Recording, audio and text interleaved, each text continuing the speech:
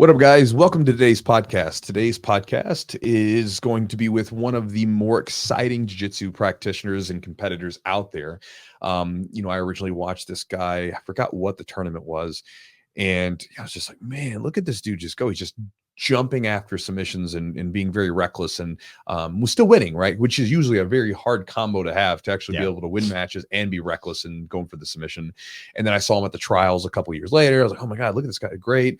And so again, me and Eugene were talking. We're kind of thinking, well, who do we want to have on the podcast? And it was like Andy Varela. Perfect. Let's have that guy on the podcast. And so we got Andy on the podcast. We talked to his coach, Casey. You'll hear us reference him a couple times. We had Coach Casey on the podcast before as well. Cool guy. Yeah. So if you listen to this podcast and you hear some stuff about Casey, you'd like to go down that rabbit hole, just put it in Jiu-Jitsu podcast, Coach Casey, and you'll find him up somewhere on the interwebs. But again, Andy is a jiu-jitsu practitioner, competitor, very exciting style. If you haven't watched any of his matches, I would encourage you to do so.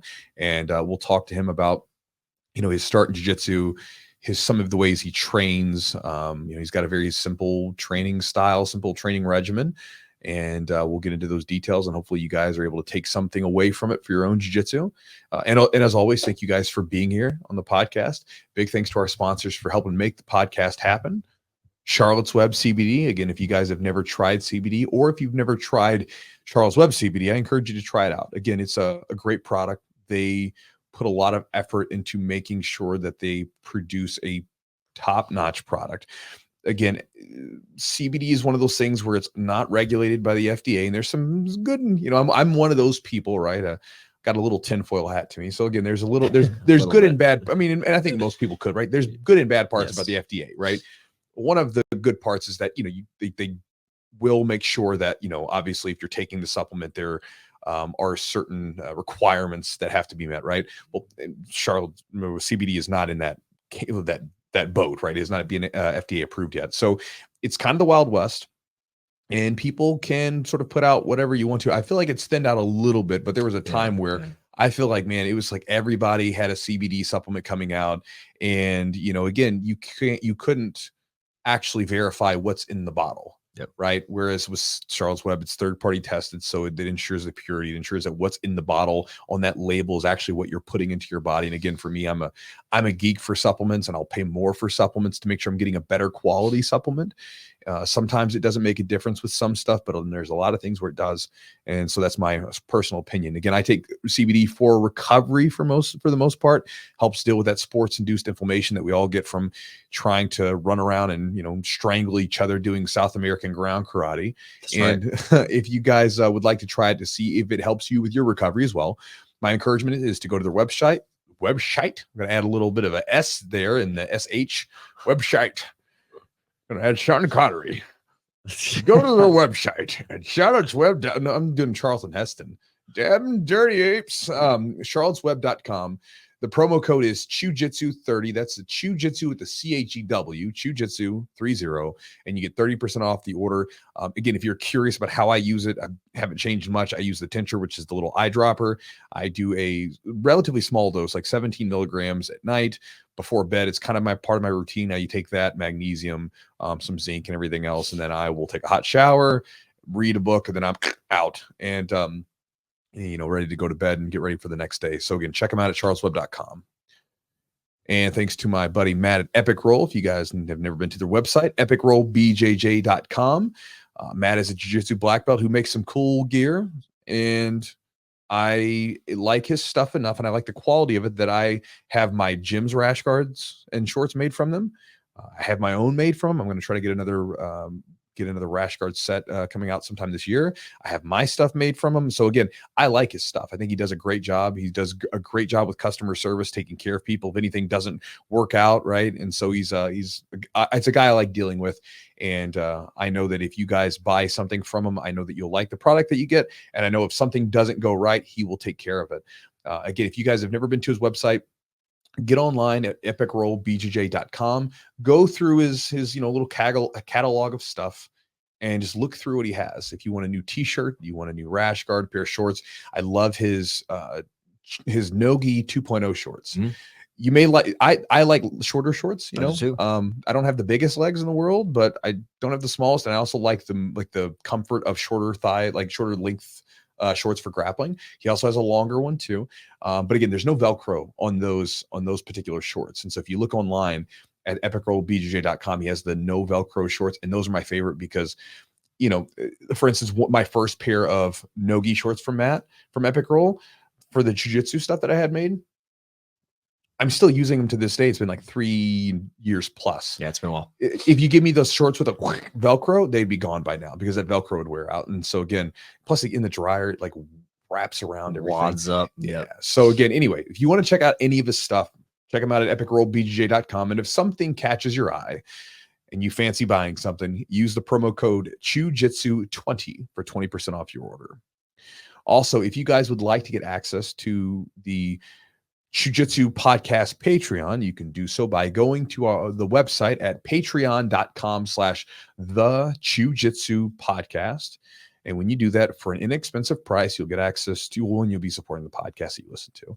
And then from there, you will get access to the exclusive library of content that we put together. Again, you're basically saying, hey, you want to support the podcast and we appreciate you. And then on top of that, we'll just give you access to the library where we have a bunch of different content created. Everything from warm-up routines and stretching routines specifically for jiu-jitsu that Eugene's created, seminars that I've recorded and I put in their entirety on there, rolling different videos that have never made it to YouTube, along with little clips from each guest that we've had on the podcast, many of which are jiu-jitsu black belts talking about very tactical or strategic tips that you can implement into your jiu-jitsu training. And again, it's a lot of stuff. So you have plenty to dig into for a very inexpensive price. And of course, you can unsubscribe the Patreon at any time. So there's you can sign up, go through as many videos as you like. If you don't want to support the podcast anymore, you can unsubscribe whenever you want to. Oh, and as an added bonus, you also get an ad-free version of the podcast. You get all that and more, patreon.com/the Jiu-Jitsu Podcast. And last but not least, if you would like to get my daily email, where I send emails about everything from the books I'm reading to philosophical ideas I'm chewing on to training tips, training ideas, to just whatever randomness I would like to share with you, then check it out at chewjitsu.net/join, JOIN. When you join up to the daily email, the Chew Crew email, you'll immediately get access to a couple of free ebooks that I give away. One being on developing a jiu-jitsu game plan, which I think is a really useful exercise if you're getting ready for a competition. The other one being a jiu-jitsu training guide for breaking through plateaus. So if you're hitting those plateaus where you feel like your game's kind of going backwards or stalling out, there's some really simple ways to deal with this. And in fact, some of the tips that I talk about in that book, Andy talks about on this podcast. And so again, you'll learn more about that at the website chewjitsu.net/join. And again, with that said, you can unsubscribe at any time. So guys, thank you so much for being here. Appreciate you. Let's get into the podcast with Andy.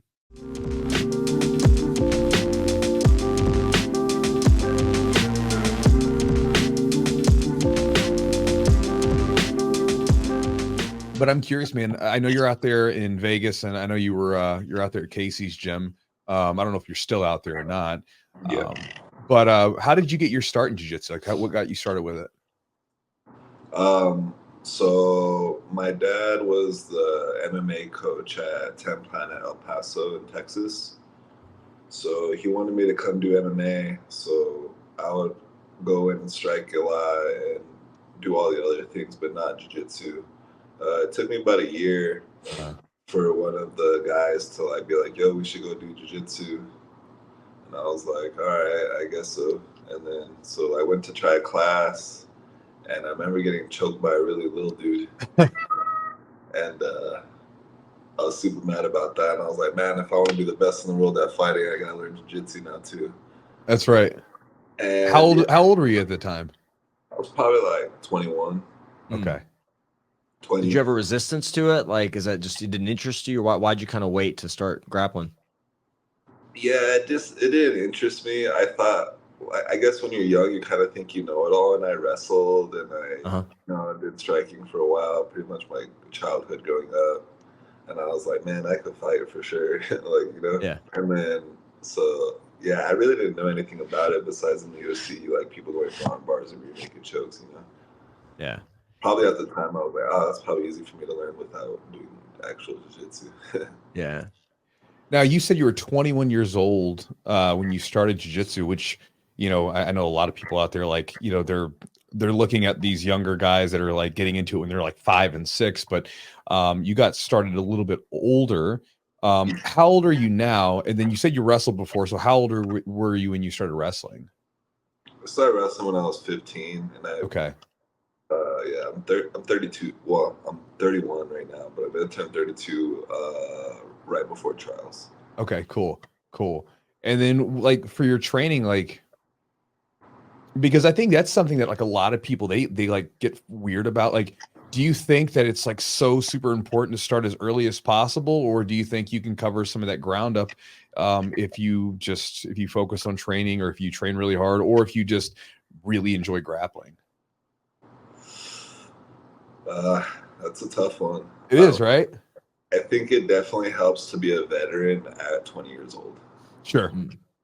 That being said, I'm sure people can get good if they start in their 20s, but I think you gotta have some type of athletic background, and you got to be pretty like serious, like mentally. Mm-hmm. I don't know. There's just so many good people. I don't know if you started 21 these days, Yeah. you could actually climb to the top if you didn't do anything previously. Yeah. Was it like, so most people probably grow up with like a parent that might tell them like, hey, they probably keep them from getting into some kind of MMA or fighting sport, right? Combat sport. What was that like for you growing up with the dad that actually had like that background, almost encouraged it with you? Like, do you feel pressured to fight, or is this something you kind of were always interested in? So he would like teaching me and stuff, but he didn't want me to actually get into it at all. I kind of joined wrestling on my own. Like none of my parents ever went to any of my wrestling matches or any of that. They kind of wow. didn't really know I was, competing or anything.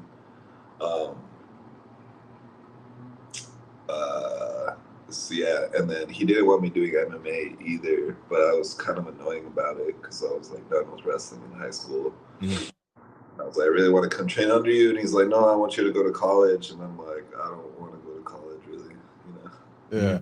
So what was your dad's involvement with MMA? You said he was coaching MMA, so I imagine he was pretty decent, or had some experience. Like, what was going on there? How long had he been training? He had been training for a really long time, since he was like little. So he visited a lot of gyms, like around, like in Japan. He would train. He would go to California and train with like those really big teams that were coming up. Yeah. So I mean, he has some experience. He was really good. He's pretty fucking. He's just like a tough motherfucker. Like he had a bunch of fights. He fought some good guys. Like at that time they were coming up, So it was pretty like good to have him kind of bring me up in MMA at first. What does he think about things right now, like with your grappling and stuff? Do you guys ever roll around with each other at all, or is he pretty supportive of your training and your competition stuff right now? Yeah, he's super supportive now. I mean, he was my coach through all my first MMA fights. He got me to like 7-0 amateur, and then I was like 2-0 pro before I moved to Vegas. So he was pretty like involved in my career, and then I moved to Vegas, obviously, so we can't really like connect that much about it anymore, but he's still heavily supportive and loves what I'm doing right now. That's cool. So basically he was like, don't be a knuckle dragger like me, go do something else. And then when you were like, no, man, this is what I want to do, he's like, all right, well, let me show you how it's done. Yeah, exactly. I gotcha. What was like, so when did jiu-jitsu kind of start to take off, like kind of supersede MMA? Like, because initially it was MMA that was the interesting part for you, then jiu-jitsu kind of started creeping in, and then when did it start to kind of overtake your interest, and then like your decision to move to Casey's gym as well? Yeah, so I originally moved to Vegas for MMA. I wanted to be in the UFC, so that's why I moved out here. I was still training MMA seriously more at first. And then one day I trained with Mikey Musumeci and Hinato Kanuto. And I mean, I was pretty good at grappling at that time. I was probably like 25, 26. And then I realized that there was another level. And then I got excited about wanting to get to that level. So then I started taking jiu-jitsu really seriously, and I helped him out to prepare for ADCC, and a bunch of matches. So then I got pretty like in love with it and involved with it, and then I realized that it's kind of what I wanted to do. And yeah, so around like 25, 26, I started taking it serious, and I was like, man, I kind of want to actually do this for real. You know? And then with your style, because like, you know, one of the things, if anybody watches like your matches, and for any of you guys watching this, you should go watch some of his matches. They're always fun, exciting. You're always going for the finish. Like there's been times where like, if I'm at, like, I remember at the trials, I'm there, you know, I'm watching guys, I'm just kind of scoping out the mats. And if I see you, I'm like, oh, I'm going to go watch his match, because you just know it's going to be a good one regardless. Right. Have you always had an exciting style? Like, has it just been something that you kind of naturally had, or was it something that you intentionally developed? It wasn't something I intentionally developed. Like even like my MMA fights were kind of crazy. Like my first amateur fights, so I was always throwing like flying knees and hunting submissions the whole time and stuff, and going for slams. And I think like John Jones and Anderson Silva, like those kind of guys being my like my inspiration. Sure. You know? So that was kind of like the idea. Is like I want to be a fighter, but I want to be exciting. You know, some Anthony Pettis type stuff or something. Yeah. Well, I think it's a great thing. I mean, it's one of the things where it definitely stands out, you know, because a lot of people tend to play it a little bit more conservatively, and you do well both, you know, getting wins, but then you also have this exciting style where you're just going for stuff, going for the finish, and having these wild matches. And what was you had the match, was it with Sean Strickland, right? Yeah. Yeah, that's awesome. Well, yeah, you jumped on his back and got him when he was like screwing off. What was that experience like? Because again, that's like he's kind of popular right now because he just won the title, or won and lost the title. But you know, he also has a bit of a personality, and so a lot of people their eyes are on him. What was that situation like where you guys had that match in the cage? So real quick backstory on that. I wasn't like excited at all for that match, because one time I grappled him in the gym, and it was the most frustrating thing because we were basically just like fighting and like not grappling. Oh, you and Sean? Yeah. So well, I've heard that, right? Because isn't like he kind of goes into gyms and he's a little rough. Like he's not there to like train and spar and whatever. It's usually kind of I've heard he rubs people the wrong way in gyms. Yeah, maybe. I wasn't really rubbed the wrong way, but it was definitely hard and definitely grueling. And yeah, so when they offered me the match, I was like, God damn it, I gotta go deal with this. But yeah, we had the match, and he told me before the match, he's like, hey man, you ain't one of those little leg lockers, right? You're not gonna just try to leg lock me the whole time. And I was like, nah, I'll stand and bang with you. And then during the match, he was just talking shit to me the whole time, trying to get under my skin. And I kind of knew that's what he was doing, so I just stayed kind of calm. Right. Kind of did what he was doing to me. Like, what's an example? You say he's talking trash to you. What is he saying? Yeah, he's like, well, you're not gonna take a shot. You're gonna go for a little guillotine if I take a shot. Like, what are you gonna? He's just like, bantering me the whole time. Gotcha. And yeah, so eventually he got frustrated. He was like, all right, screw this. And he turned around and was like, all right, come get me then. And I just jumped. yeah. I forgot that choke. How did you like your back takes are awesome. That's I think one of the things that you do incredibly well, and it's very exciting. You just jump on the back from everywhere and transition to the back. How did you kind of develop that kind of attacking game, you know, control the back and get to the back? I guess I read when I was young that the back is probably like the best spot to be in jiu-jitsu. Mm-hmm. So all my training was basically just focused on, all right, how can I get to the back? And as soon as I recognize that green light, I got to be able to take it, you know? And so yeah, that's just a lot of my training. How it goes is like, how can I pass and find the back? How can I wrestle up and find the back? How can I wrestle standing and find the back? And that's kind of always just been my thing, you know? What's an example of like developing that type of game, like, or even that type of intentional training? Like, how did you start to implement that, like in practice, and what were you working on? Like positional, were you drilling? What kind of things were you doing? I guess just during live. I don't want to say I don't drill, but yeah, I don't really drill like that often. I mainly just go live, but yeah, I scrap a lot, I go live a lot, and during that whole scenario, it's just me hunting for the back. Like if you show me your back, I'm looking to take it heavily, Mm. you know. Yeah, And so it's kind of just looking for it at all times, right? yeah, it's every road leads to the back for me. Like I want to Yeah. pass. Like I don't know. Most people play guard a lot now in my matches, so it's basically me just trying to pass until they get frustrated enough to like make a mistake and give me their back. You know. Mhm. Yeah, I think it's like one of those things where, like in jiu-jitsu, if you get really focused on something, you just start to see it everywhere. It's almost like, you know how like if you get a car, like you start to see your car everywhere. Like you see people driving the same one, and then before you never saw it. If you get really focused on, like, say, the back or legs or whatever the submission or sweep or whatever it is, if you're focused on that one thing, all of a sudden, like you just see it everywhere because you're not allowing yourself to focus on anything Yeah. else. Yeah, that's exactly the situation. It's like, yeah, I don't know. It helped me get really good too, like as far as um understanding how I could get there safely without just being in trouble the whole time, you know? Mm-hmm. Is there, so you talked about training with Mikey and Hinato Canuto, like was there something that you saw in them like that next level, and how do you think that your game went to that next level? Is there something that specifically you did or worked on that kind of got you to that level now that you're like, one of the highest level competitors out there?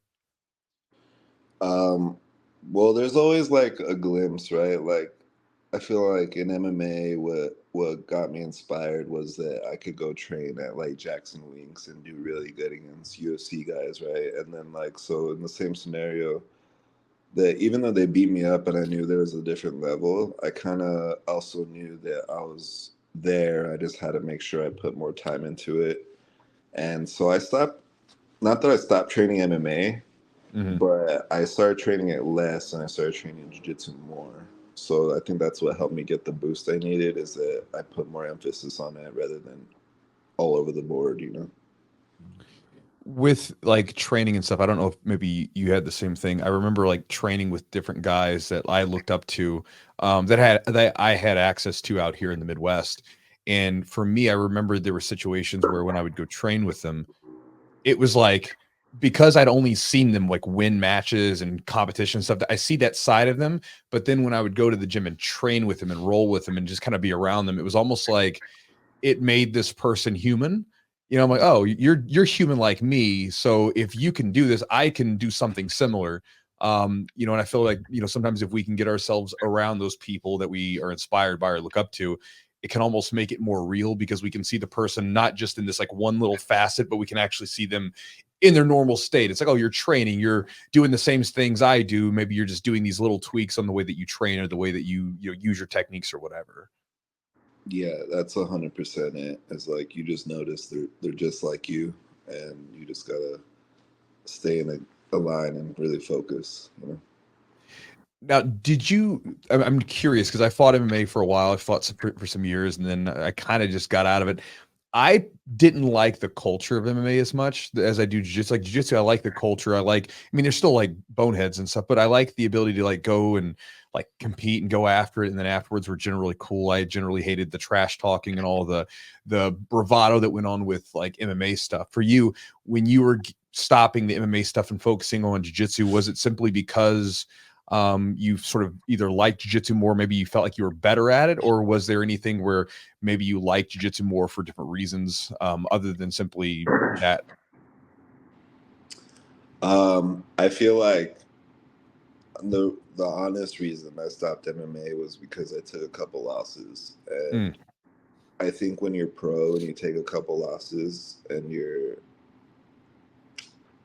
I don't know, I was just frustrated with it at the time. I got injured in my LFA fight, mhm. or I went in injured and I fought a really good, tough, undefeated guy, and I was out for a while after that, and I was kind of mad, like at myself and sad and stuff, because I was kind of like, fuck, I started out so good, now I have 2 losses on my record, Mm. and I don't know if I could fix all that and go through fighting all these regional shows, making no money, and experiencing injuries and being out, like I don't know if I could do that. I think I'd rather just compete often, stay relatively healthy, and pursue grappling harder. And Yeah. I think it paid off because I was able to, not that I'm like rich or anything, but I live a pretty sustainable life now off of jiu-jitsu. Yeah. Well, and like you said with the injuries, I mean, I think I'm pretty sure you would agree. Training for jiu-jitsu and jiu-jitsu competitions is way easy. It's still tough. And it's tough on the body, but it's a hell of a lot easier than say training for an MMA fight and having to be in the kind of shape that you need to be for an MMA fight and taking on the damage that you do for an MMA fight. Yeah, it's totally different. Was there like someone or even like a couple people that inspired your jiu-jitsu style, do you think? You talked about John Jones and Anderson Silva in MMA. Who in like jiu-jitsu kind of was somebody that you looked up to that you kind of tried to emulate or learn from? I'd say Marcelo Garcia for the back takes and the front headlock, and then like Hinato with like the little like swag and movement on the feet, you know, and Roberto with like chasing the back from everywhere, Roberto Jimenez, and there's a lot of people, you know, but yeah, there's some, I mean, Gary Tonin also just being super wild with it, you know. Yeah. And I just kind of took from all of them and then tried to just form my own game as far as like, cause you know, I'm a lot different than all those guys. And we're different from each other, but still there's a lot of little scenarios from each of them in me. For sure. Well, I feel like as martial artists, right, that's what we do, right? We essentially steal from everyone else around us, our coaches, people that were inspired by whatever, and we take whatever bits we can use, and then we sort of make our own version of it, right? It becomes ours. We make it our own, but we take it from other people. Yeah. Put it into a whole different, you know, because you can never just be somebody else. We're all different in certain ways, you know. That's right. Who do you think, as far as actually, like, did you have a moment that you feel like that you had like your breakthrough, that you feel like you started getting to that level? Is there like a moment, a match or a tournament or an opponent that maybe you can think of that kind of you started to really like transition to being that higher tier athlete and kind of getting a lot of these big matches and getting second at trials and all that stuff? I think there was more of a moment that mentally helped me understand that, okay, I could go through adversity and still do well. It was in one of the Shug matches. I think it was against Satoshi, but I think it was overtime. And he has probably like 80 pounds on me or 70 pounds on me. And there was a time he had me in an armbar, and he's like just legit, just fully locked, trying to break it. And I ended up eating it and escaping. And I remember thinking just like more so mentally that I'm ready to like take on heavy matches and deal with adversity and push through stuff like that, you know? Because I think like talent wise and skill wise, I've always kind of been there, but always trying to find that mentality to understand that you should be right there is always probably harder.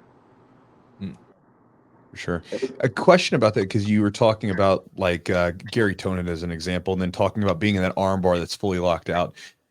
Do you like when you're training? Because I remember we were talking to Big Dan, and he said that like Gary, like during some training sessions, a lot of times he'll just like let people put him in like the worst positions ever, and then Gary's fighting out of these crazy submissions. And that's something that I think, you know, one of the things he's kind of known for is obviously going for crazy submissions, but then also too, he'll look dead to rights with it, like being caught in something, and sometimes he wiggles himself out of it. For you being in those situations, for you to have that game where you just reckless sometimes for the submission, do you allow yourself to get caught in weird positions when you're training so that you can become more comfortable with those areas? I want to say no. Okay. At the same time, yes. I think because I've switched to training for like ADCC specifically for so long, where I'm really focused on not messing up at all during the round. Okay. Building habits on that. But at the same time, I guess I do mess around a lot. Like I do crazy stuff, but yeah, I don't find myself in trouble that much in training, honestly. I got you. Is there a rule set you prefer? Like, is ADCC kind of your ideal rule set for your style of grappling, or is there, because you've done submission underground, like you mentioned, and do they do more? I think they maybe do like kind of EBI type rules, possibly. It just Yeah, depends. But like, what do you prefer? ADCC rule for sure. What do you like about it? I like that it's like relatively shorter. Like it's like a 6-minute round. Like sometimes I just hate watching 15-minute boring jiu-jitsu matches, bro. I'm there with you. Mm-hmm. So Well, like, yeah, go ahead. I'm sorry, I'm interrupting. no, you're good. So like a good 6-minute, half points, half no points. Like it's fair to both. If it goes to like overtime, you can't pull, so it makes the action more. I don't know. I think it just puts it in a good spot. This is something that I think about all the time, like the ADCC trials, right? Like when you go to the trials, like, I mean, like, especially like when they get down to like the good people, like when you start like, because it's an open thing, but then you start getting down to like the best people that are there, you've got fantastic matches because again, they're like 6 minutes, right? Yeah. When you get to the championships, like when you get to the ADCC championships, the matches are significantly longer. And it's one of those things I'm always like, man, I think the championships would be way more fun to watch spectator wise if the matches were shorter. Cause like you'll have a super fight and the super fight's like what, 20 minutes with a 20-minute overtime. Mm-hmm. Like nobody can press the gas pedal down for 20 minutes at a good clip. But like 6 minutes, any good athletic person who's training competitively, I mean, they can just go wide open for 6 minutes and just get after each other. I think it makes for a much better like spectator sport, if you're trying to get people to watch. And even sometimes for the competitor, it's fun to like, to know that you can go after someone opposed to like if you got like a 10, 15, 20-minute match, you got to be careful with because if you try to go for the finish, you might end up being tired at that 10-minute mark. And then shit, I've got another 10 minutes left with this dude. Which I think is why a lot of tournaments like EBIs, for instance, guys don't do anything for the first 10 minutes. They wait for the overtimes and then they actually try to go for the finish there. Yeah, for sure. Dude, let me tell you something about that. One time, so I did a ADCC finals match with Taza. Okay. And so 20 minutes, I'm like trying to finish the guy. I'm trying to score. I'm trying to do this. And he's just always barely managing to make it to Turtle. So I get to no score at like the 20-minute mark finally. And we go to overtime and it's another 20 minutes. And I was like, Jesus Christ. So we end up grappling for 40 minutes. And that shit is so long. And the whole time, and we weren't like, no one was stalling really. We were both trying to like kill each other and score for like that whole 40 minutes. It's a pretty wild match to watch actually. But Jesus, those 40-minute matches were long, bro. How did you feel after that 40-minute match? I felt very pissed because I ended up. So they called me for. I don't really want to say the refs are like scumbags or anything like that. I'm not saying it, but yeah, they gave me like a -1 for stalling. And if you just watch the match, bro, it's just pretty crazy that I got a -1 for stalling. So the match was 40 minutes and the score was 0 to -1. That sucks. So you lost in the negative. Yeah. So I was just like, bro, that much work to end up with a negative point to me is insane. Yeah.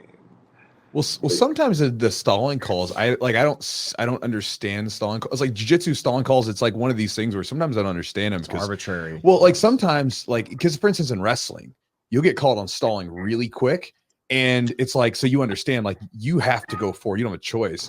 But they're pretty consistent with jiu-jitsu ones, so it's weird. Like I remember, what was it, the Kanan Duarte match with Craig Jones.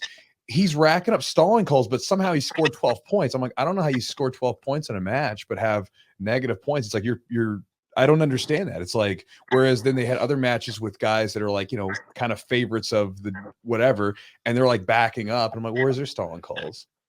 Yeah. And it was a lot of them too.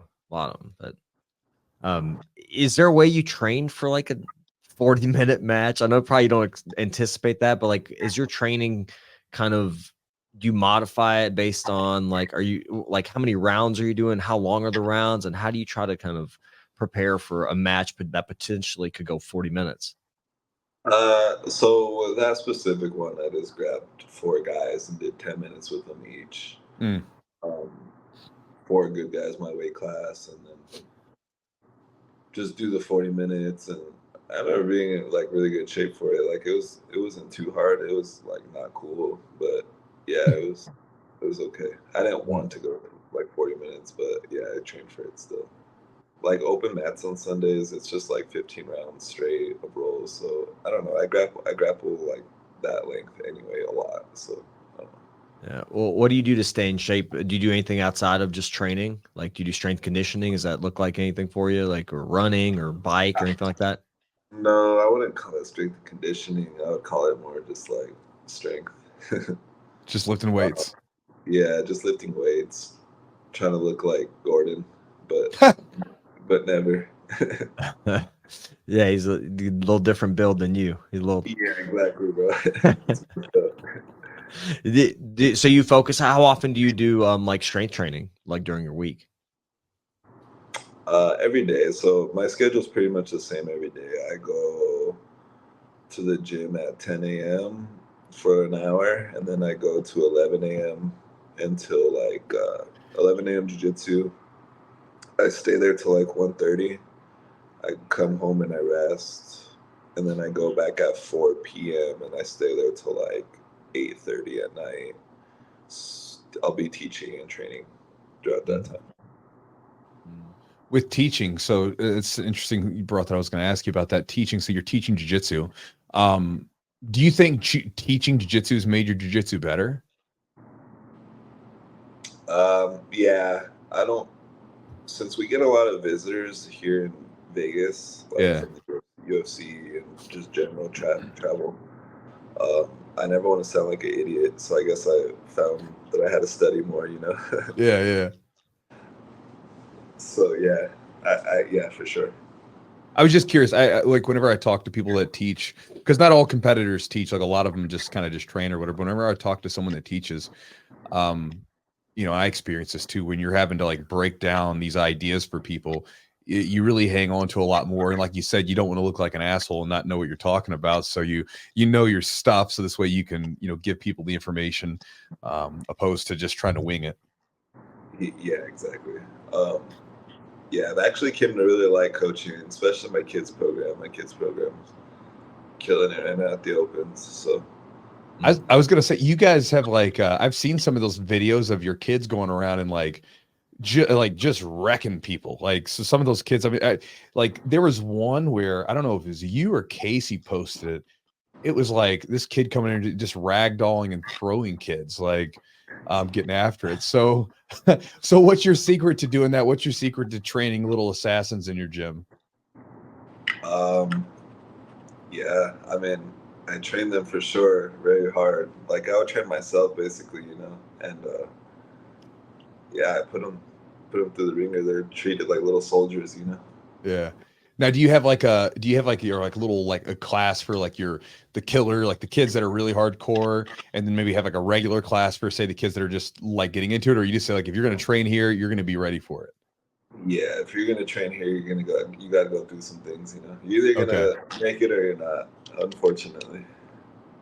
What do you look for? Like, if there's like a kid that you think has potential, is there something that you look for, you see in them, or even just a student that's maybe starting out? Is there something that you look for that gives you an idea that they might be can go somewhere in jiu-jitsu?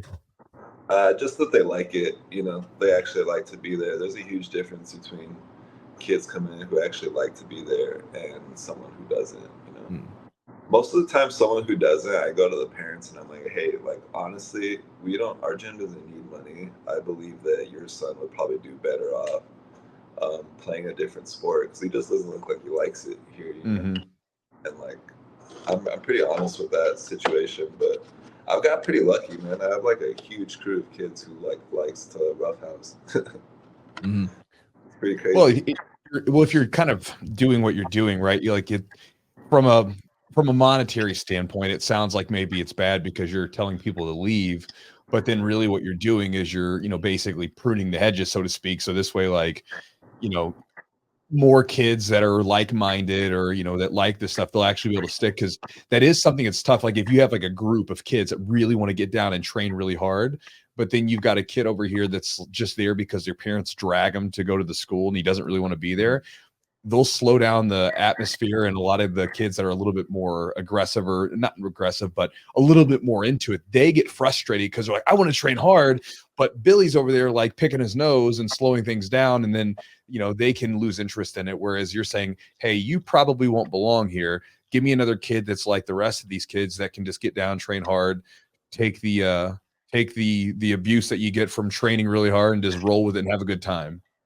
Yeah, exactly. Well, so our kids program is pretty huge now. So I've recently like hired more coaches. I have like 3, 4 helpers now. So now I'm kind of able to coach all of my colored belts how I normally would, and then like have the other coaches kind of focus on the white belts, kind of raise them up and teach them basics. And so I could go at my speed, and then they'll kind of still just figure out how to stay on their own speed, But yeah, and then so I teach all the color belts as well at 4 o'clock. So we do our private training at 4, train really hard, and then at 5 o'clock we'll do the class collective, which is still hard, but I'm able to distribute more technique in that first hour.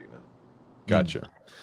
So like as far as like rounds, even with like your classes and for yourself, like how many rounds are you trying to get in every session, or like every training, like every day or every training session? Does your intensity kind of modify, based on the day you're training or the time you're training? I train really hard at night, every night. So I teach from 4 o'clock till 7, and then at 7 I'll do mind training, and then so it's basically just like an hour of hard live training, for me. And yeah, I'm able to usually fit in what I need to in that hour, plus all the training throughout the day, So. And then when you're working, training, and getting your cardio up for stuff, right? Because obviously you've got a good gas tank. Is your thing for cardio, is it just basically lots of rolling, lots of live rounds, that kind of thing? Or is there anything else you do for cardio? No, yeah, it's just rolling. I just try to push my threshold as hard as possible during my rounds, as often as possible, and hoping to increase it there. Mm-hmm. Do you ever like struggle with nerves at all? Competition nerves? Is that something that you deal with? And if you do, like, how do you manage that? I think one of the main parts that helps me be good is how hard and often I'm able to train. But I think what makes me also have hiccups is that same reason. So like, I think if I show up to a tournament healthy, I'm pretty excited because I don't think there's anyone who could beat me in my weight class. I think the nerves come in when I'm like show up and I'm not healthy like I'm supposed to, and I'm like, fuck, like I'm still gonna do it, but I'm not gonna perform at my best. And I think that's when I have nerves. But I think when I'm healthy and I'm at my best, I feel like I'm more excited than ever, than mainly nerves. When you do have those nerves, what are you doing? Are you telling yourself anything, even if you're, like, I got to do this. I'm good enough to compete, but I'm not 100%. Like, what are you kind of focusing on at that point? I'm basically just telling myself, don't be a bitch. Let's just go out there. Just go out there and do your thing. Yeah, that's the only thing you can do, man. It's like, I'm not going to back out because I feel cold or staff or I'm injured. It's like, man, you're going to go out there and come back with your shielder on it, What's the toughest injury that you've had to compete with? Like, thinking about it, because, everybody that's watched a fighter, MMA fighter, or like even like a high level jiu-jitsu competitor, that fighter probably looks like they're like tough, ready to go, whatever. But then you and I both know deep down there's some stuff usually going on. They might have like a rib that's poking out. They might have a broken something or other. For you, what's the toughest injury that you can think of that's affected you during a jiu-jitsu match or an MMA fight? I think in jiu-jitsu, I went against Hyson Rita, and we were in overtime. I ended up finishing with the rear naked choke, but he still had another crack at me in the top of the round. So he started an arm bar, or no, he started on my back, and I escaped the back pretty quickly. But then he attached to my arm and got it fully extended, and I could like hear it tearing and stuff. But obviously I tapped him already, so I was like, just hold out, and I'm just like eating the arm bar. And then I finally escaped, but my arm was pretty trashed from that. it's still kind of messed up from it, but I had a competition the next week, which was NWO, the reality series, Yeah. and my arm was trashed, and I got Jensen Gomes first round, and I'm like, oh my god, this is not the guy. This is not the It's guy. not a good draw. Yeah. Not a good draw first round, man. Jensen Gomes and my arm just mangled. Did you kind of modify your game? Like, what did you do to kind of work around it? Is there something you kind of work there through, or was just nothing I could really do. We were just hand fighting for a while. I think eventually he ended up pulling guard, and he literally just like grabbed my elbow and did like a quick little shotgun grip, and my arm was just like, I just tapped right away because I couldn't, do anything to defend it. How's that arm feeling? Well, we don't want to talk about that because people could be watching. It's feeling No, great. it's Feeling great now. Feeling great. Yeah. Yeah. There's something I was curious about because I know you said you don't really drill much or at all. You're focused only on mainly just rolling. Every now and then, like I'll see a video of you doing like a flow movement or something like that, where it's like a chain combination of techniques. Sometimes I'll see Casey do the same stuff. Or is that you guys just like sort of messing around and playing around with jiu-jitsu, or do you guys use those like flow movements through classes or as a warm-up or anything like that? No. For me, I'll just like, yo, let me film this, and I'll just throw a freestyle off the top real quick, Okay. and then just film it for the gram. But yeah, I'm not like drilling all that stuff specifically all the time. Okay. Casey's just kind of going off the top? Yeah, Casey's. If you drill anything other than Casey teaches, he's gonna like get pissed at you. So Yeah. What's he like as a coach for you? Like, what do you like about him or his style of coaching? Casey for me has more always been about like getting me in line with other stuff. Like I don't want to say he's not my technique coach, but like he's mainly my coach on like just mentally being prepared, having my shit together outside of the gym. Like a mentor. Yeah, exactly. And yeah, because obviously our styles are just so much different. There's just no way, like, But I take ideas from him and stuff, but yeah, he's more of my mentor, just keeping me in a straight line. Well, that's good. I mean, that's important because I mean, you could take a person who's like technically, the like one of the most amazing people ever, and then if everything else is in disarray, I mean, it's not going to lead anywhere. I mean, you could look at guys like Ted A, right? Like where was one of the best dudes ever, was like so creative and stuff, and then he got hooked on drugs, and then like, I mean, it took everything down. I mean, he had an amazing team. He was pumping out all these guys, and all of a sudden it just fell apart. So there's probably a lot of guys in jiu-jitsu who would benefit if they had a good mentor to help them out with some of the aspects that had nothing to do with, just training and, smashing people on the mats.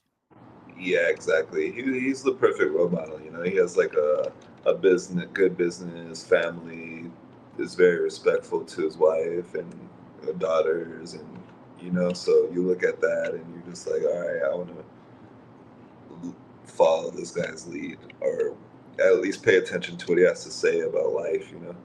Sure. Mm-hmm. Just that being that kind of, your dad being so far away, kind of being, like you said, that role model or that kind of mentor for you, keeps you, it kind of takes a lot of those, because I think you're still young and there's a lot going on, and especially as you get more notoriety from winning and get more people around you that maybe don't have your best interests. I think it's like something of value for sure. Yeah, 100%. I think everybody or most people should need someone to look after them, because it's very easy to do stupid shit. Yes, it is. Especially in Vegas, probably, right? Yeah, probably. Well, it's like Vegas. There's probably like for instance, from people that are like not from Vegas, they probably think Vegas is like the strip kind of thing. But then, most of Vegas it's at least for me, from what it seems like, it's just like another town. It's like there's that thing going on over there, but for the most part, you go anywhere else, it's just like a normal town happening here. They've just got this little core place where people come to like lose their money and go friggin' bananas. Yeah, for sure. Most of Vegas is like just normal, same old town, but yeah, definitely 20 minutes away, you could go ruin your life real quick if you want to. Are you from El Paso originally? Is that where you grew up? Yeah, I'm from El Paso, Texas. I was there pretty much my whole life. Did you have like a shift? What was like the hardest part of getting used to Vegas for you? Is there anything like very challenging as far as like the lifestyle or anything? No, it's kind of the same, honestly. Like as far as like landscape, weather, pretty much everything, honestly. Um, so yeah, it seems pretty seamless. I think just the main thing is always getting to know how to survive when you're younger in a new town, you know. But Yeah. I was able to find my way, so we're good. Yeah. What did you do like when you first came there? Because obviously you came there, I think, for MMA, right? Yeah. So like, you know, it's one of those things where, you know, that's, I guess that's like a side of combat sports, especially like MMA and jiu-jitsu, that a lot of people don't see. They'll see these guys getting their hand raised and they'll see, you know, guys winning some big tournament. But like, you know, I knew like a buddy of mine when he won like a big jiu-jitsu tournament, like, you know, they were, you know, he was like sharing like a relatively small apartment with multiple people. They're all just kind of like stuffed in there. Because again, you don't have a ton of money because you're training all the time. For you, when you first came to Las Vegas, what did you do as far as like work or living arrangements, or did you have a setup there? How was that whole situation like? So before I moved to Vegas, Casey offered me a job to teach. Oh, nice. So it was only the kids program at first, and at the time there was no good kids, and at the time I hated kids, and Sounds like the best pick for the kids coach. Yeah, right. So he was like, "Yo, man, come teach for me. Like, we'll have a house for you. You can just, you know, it was like $800 a month, bro. It was terrible, but yeah, I was able to survive, make it work. But yeah, now we're good. I run all the programs at night now, and I'm all set up, so everything's good. Nice. So how did you end up? I don't know the story. How did you end up meeting Casey? If you had the job lined up for you, how did you end up meeting him? He saw me at a Worlds one time when I was like a blue belt, and he saw me compete, and he was like, "Bro, I need to have you on the team. You need to come out here and move with me." And I didn't think of any of it at the time, but I think when I was like 25, I was like, "Fuck, I gotta move somewhere. I gotta make my dreams happen." Because El Paso has like nothing, absolutely nothing. And so yeah, I was either gonna move to Huntington Beach with Victor Davila or to Vegas with Casey. And Casey was just a way better human. So when I came to visit him, I was like, yeah, I think this is where I should go. Interesting. Is there I wanted to ask you, as far as like ADCC, you know, you got really, really close, you know, you got second in trials. Yeah. What do you think, like getting over the hump? What do you think like it's gonna take, or do you feel like you've got it locked in? Like, what do you think it's gonna take you to get you that to win first? Oh, it's gonna take nuts and guts. There you go, baby. Just kidding. Yeah, I feel extremely prepared now. Like that was my first trials ever. And not that I wasn't familiar with what I was doing, but I was just like more worried about finishing everybody. And this time, I think in big matches like that, I'm going to have more of a strategy or tactical way of approaching it. And yeah, I don't think there's going to be anyone. There's going to be obviously good guys. Nikki would probably be in it. There's going to be Kieran Kachuk. There's going to be, I don't know, there's going to be good guys, but I just feel that I'm better right now. I'm stronger, faster, and I'm going to have a strategy and a tactical way of approaching it this time. So I think that'll lock it in for me. Nice. Yeah. And those, like you said, those longer matches, that's where you have to, or not longer matches, but the matches with tougher opponents, that's where you have to be, you know, far more like strategic with the game plan and much more tactical with each movement, because you know, like you said with Taza, right? You have a 20-minute match with him, or 40-minute match. And out of that 40 minutes, the only thing that anybody had changed was a negative point. So like, you know, with a really good opponent, one small mistake, one thing that you do wrong, or if you give them an opportunity, that might be it. Because, you know, a lot of times in a good tough match, it's a lot of hand fighting, a lot of positioning battles, and then there's maybe 1, 2, maybe 3 actual techniques used, and that ends it. You know, that's it. Yeah. One like one time of lack of focus can cost a huge deal, you know. So I'll be ready this time, and Nice. I'm excited.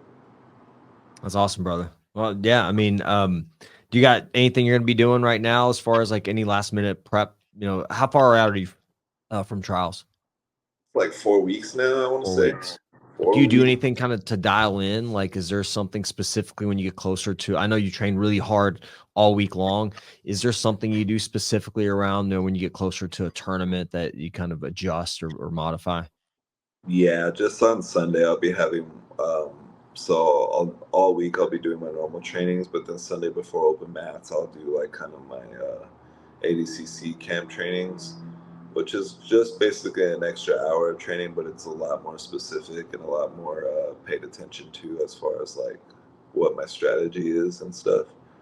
So I'll add that, and then obviously I'll clean up my diet a lot more, and that's pretty much it, honestly. Like, I feel like I've been training for this since last ADCC. Like, after I lost that match against Roberto, I was literally just been like, okay, how can I get better throughout this last 2 years, you know? So everything has been geared to winning this trials so I can get back into ADCC. So it's really like, I don't know, I feel like I've crossed all or dotted all the T's and crossed all the I's, whatever that saying is, whatever. But yeah, I don't know. So I'm ready. Let's go. Sweet. Yeah. Do you look at any of your like your losses specifically? Do you kind of break them down at all, or like study them, or even your wins as well? Like, do you kind of look at that stuff, like look at tape of yourself? Oh, I look at my losses for sure more because that burns into my soul like every time. Mm.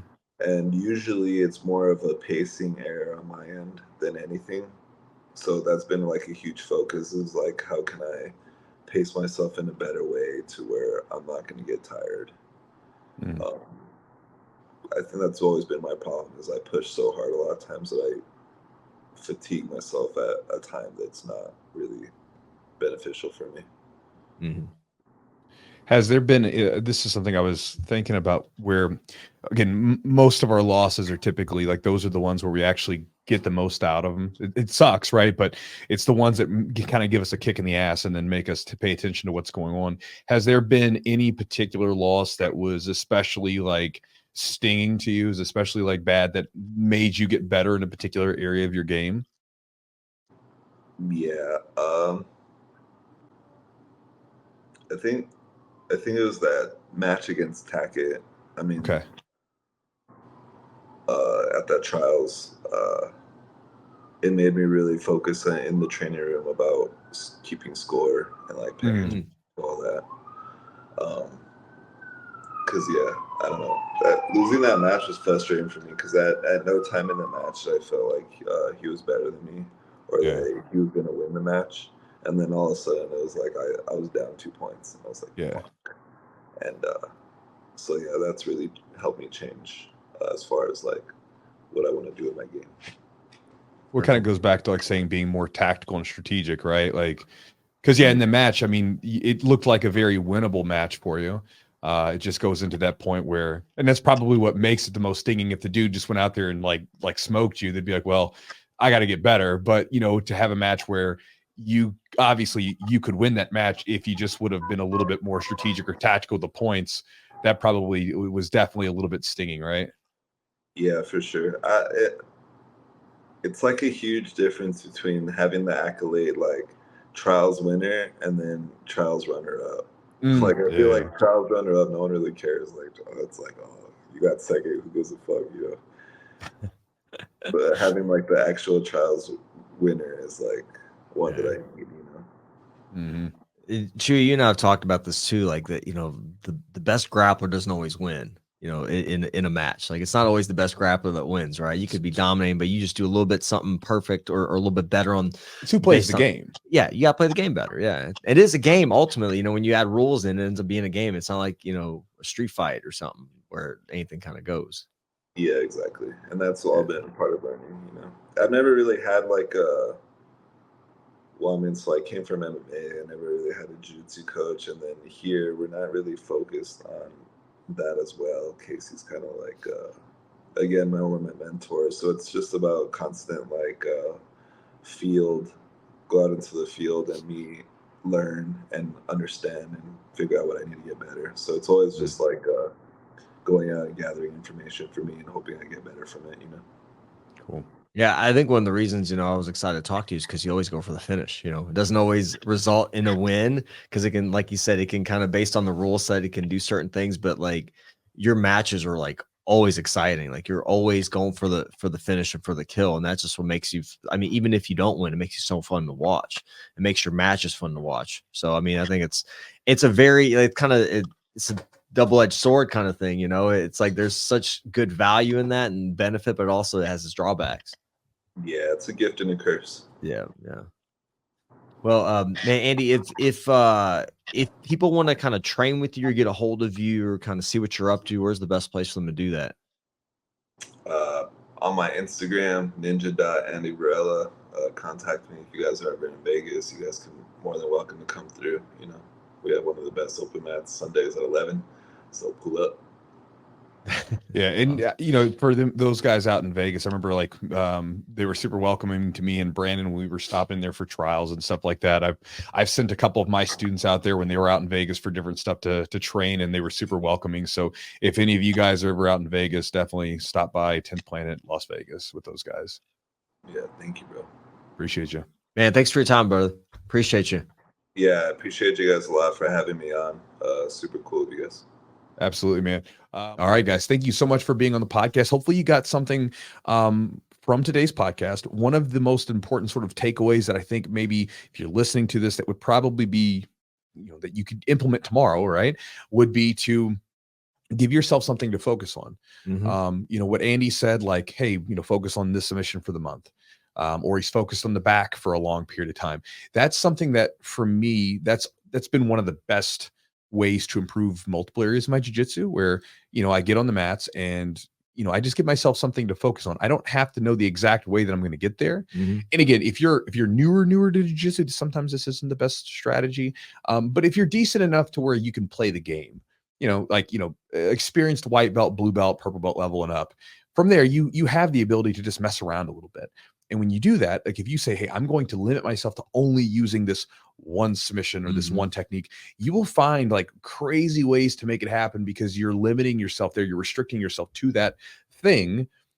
And it ends up making your game so much better. Yeah. And I mean, there was actually years ago, I remember I was focused on arm bars for like a month straight. And I was like reading these books about arm bars because there were books back in the day. Like Dave Cam had a book, and in the Guerrilla Jiu-Jitsu book, there was a section on arm bars, and then there was some courses, some like DVDs courses that I was going through. And again, I was teaching a Wednesday class at the time. So in my classes, I was always just teaching arm bar stuff that I was trying to work on. And then I remember like rolling, I was always trying to hit arm bars. And I remember the moment where I was like, whoa, this really happened. Like this is really taken off. Is I was rolling with one of our guys, Derek Albright, who's this big, strong wrestler, tough to deal with. And I remember he threw me with a hip toss and somehow I landed in an arm bar. Nice. I was like, I don't know how that happened. Yeah. But it was just like the magic of like just limiting yourself to one thing at a time.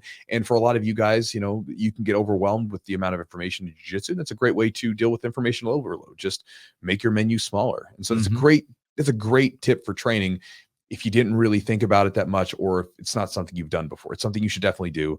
And I think it makes a big difference in your game. Yeah. And I think, we ask a lot of these guests if they drill or not. I think it's a fun question to ask them to see, but I think that he almost does an active, he says he doesn't really drill, but he does almost an active style of drilling because he's so good. He's so high level that he can like choose like, hey, I'm doing this thing. So he's kind of drilling while he's rolling. I'm sure not everybody is at his level. So he's kind of playing around and, doing certain things and discovering certain ways to get to the back or do this. So he is kind of drilling, just not in the formal way. Like if you're a white belt, you're probably not going to be dominating your training partner in a way that you're going to be able to implement this specific strategy all the time. He can do it in a way that's kind of like, we talk about kind of like playing jazz. And so he's kind of like, improvising as he's going and he's figuring it out. And he's like, based on what that landscape looks like, he's starting to implement his game, which is pretty cool. I think some people need that, obviously that drilling, that regimented drilling, because it forces you to focus. But I think he does he's so good at what he does that he can actually do that style of drilling. Yeah. But I mean, I like drilling, especially if I'm getting ready for like a competition or something Sure. like that. But just on like maintenance level, like when you're just trying to improve and, you know, you're just trying to work on stuff, you know, I like drilling. Sometimes I'll drill like once a week for as almost like cardio slash movement slash those kinds of things. You know, if it's a competition, I'll drill more. But when it's not that time and I'm just training to train, I do the same thing where, you know, again, I'll have like in the gym, there's guys that are specifically very tough that I can have these really good rolls with that'll give me a bit of a push. But then if I'm rolling with like say a blue belt who's not able to hang at that level, well then that's what I'm going to use them for is active drilling, right? I'm going to put a restriction on myself, you know, restricted rolling. And this is something everybody can do, even if you don't control your training. If you get to the point where you're good enough that you have, you know, a group of people that are not as experienced or as skilled as you, then instead of just smashing them to smithereens, right? Just obliterating them, you can say, hey, let me use this game on you guys because I can beat you. And then on you guys, I'm going to use this game. Yeah. You know, and that's what I do to this day where I have kind of like a game, B game or whatever. And, you know, I've got my game I'm going to use against people, same skill level that are very tough. And then when I'm rolling with the other people, I'm like, well, you know, you're not as good. So I don't want to just smash you. I would rather do this because this is something I would like to bring into my game. And so I have to start off with you. Yeah. And so that can be a great way to actively drill. And, you know, Bernardo Faria said he does the same thing. Back when we had him on the podcast, you know, when he said he was trying to develop techniques, he didn't drill. He thought drilling was boring, but he would basically roll with people. And, you know, again, you know, you're a world champion. So very few people are going to be at that level with you. Right. So what do? You just put them in the same move over and over again. And, you know, I remember hearing Gianni Grippo talk about that, where he said, man, I'd be rolling with Bernardo. He put me in like seven omoplatas, you know, in a night. So that's a strategy for you guys to make your jiu-jitsu better. And you can do that, you know, at almost any level once you have a decent amount of experience.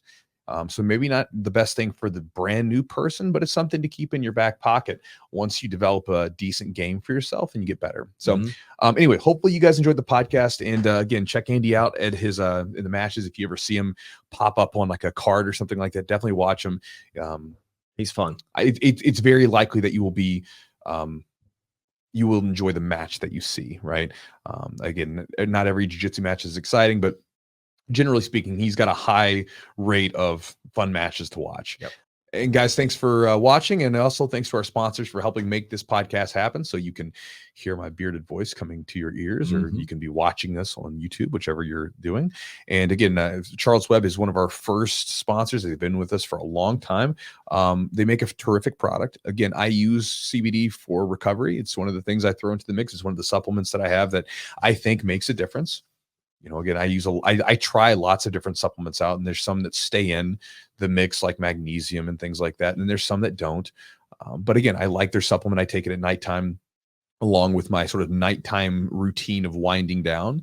And so again, if you guys have never tried CBD, or if you've never tried their CBD, depending on what brand you've tried, who knows what you've got in your system, but they make a really terrific product. It's third-party tested to ensure what's in there, what's on the labels, what's inside the product. And again, if you'd like to save 30% on one of their products, go to their website at charlottesweb.com and then use the promo code Chewjitsu30, CHEWJITSU 30 for 30% off the order on whatever you order, whether it's the gummies, the tinctures, or whatever it might be. And also thanks to Epic Roll, epicrollbjj.com is the website. If you're looking to get some new jiu-jitsu shirts, gis, rash guards, shorts, whatever it might be that's jiu-jitsu related, check it out at epicrollbjj.com.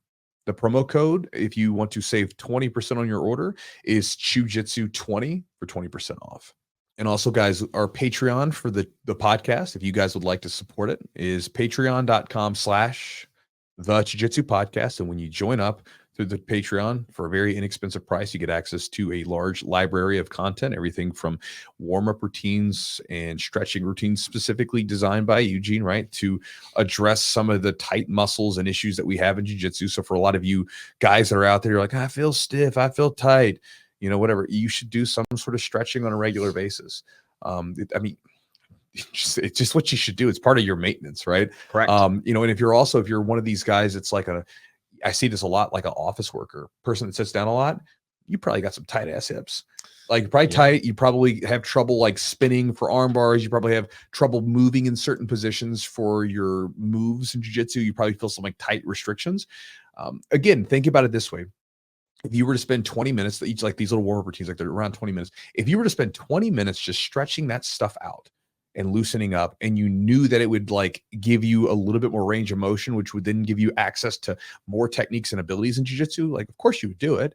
And that's the way that it works if you just do it regularly. I mean, I had something like this is one of this, I know that people like poo-poo on stretching because it's not scientifically proven, whatever, because some scientists will bring up this at whatever. But again, you look at people who stretch, they're flexible. I mean, like, it's just like they move around. They have a certain range of motion. Like you look at a yogi, it's not just stretching, obviously there's stability and things like that, but those people, they move around in these planes of motion and these ranges of motion. And guess what? Like their body gets accustomed to it and they get comfortable there. And if you're not in those ranges of motion, it's going to be tough. So it's one of those things where I've actually gotten more flexible as I've gotten older. I was thinking about this the other day because I was rolling and I was retaining guard. Yeah. And I'm able to bring my foot in and my hip can be very close. Like my hip can be kind of crunched up here. Yeah. I didn't have that even just like 4 years ago. I was like, wow, look at that. And it was from like during COVID, I'd like started stretching a lot. Yeah. Because I was like, well, I got nothing else to do. Let's do something I don't normally do. And so it's something I've stuck with. And again, it also helps with, as you get older, when you get done training, if you just stop and just like go get in your car, drive home, or just sit down, your body just tightens up. Yep. But if you just spend a little bit of time greasing the groove a little bit, moving those joints around, loosening things up in a certain key couple of points, makes a big difference. So anyway, I'm giving you the hard sell on it, right? But I think like they're good warm-up routines and good stretching routines if you want to use them. But there's a lot of other stuff in there, like videos I haven't released on YouTube. There's seminars that I've recorded, all kinds and more. Again, patreon.com/the Jiu-Jitsu podcast if you want to get access to all that stuff. And guys, last but not least, if you would like to get my daily email, my Chew Crew email, you can do so by going to my website, chewjitsu.net/join, JOIN. You'll get access to some free ebooks that I give away. You'll get my daily email that goes into everything from, ideas about jiu-jitsu and training that you can use, books I'm reading, philosophical ideas that I find interesting, stuff I like sharing. And it's also, if you want to ask a question, it's generally the best way to get a hold of me, because while I use social media, I'm not on there that often because I get in there, kind of mess around a little bit and I get off. But I read my email a lot more religiously, and I usually try to get back to people as much as I can. But anyway, you can get that at chewjitsu.net/join, JOIN. And so guys, with that said, thank you so much for joining us here on the podcast today. I hope you had a good time. Hopefully you got something from it. And as always, we'll talk to you next time.